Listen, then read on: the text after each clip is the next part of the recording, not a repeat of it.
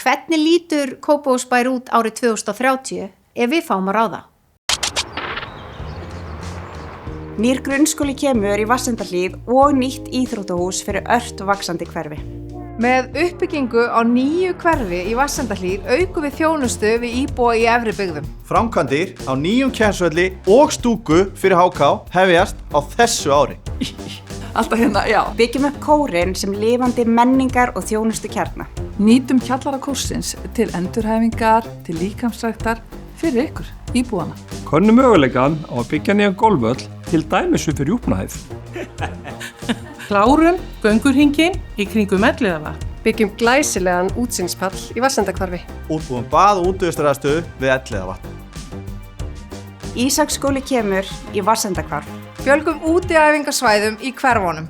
Byggjum upp enn meira ævintýrasvæði í Guðmundalundi fyrir alla aldurshópa. Allt þetta og meira til árið 2030. Traustur rekstur byggir grunninn á okkar samfélagi og betri þjónustu. Valið skýrt þann 16. maí. Kópavogur í sókn.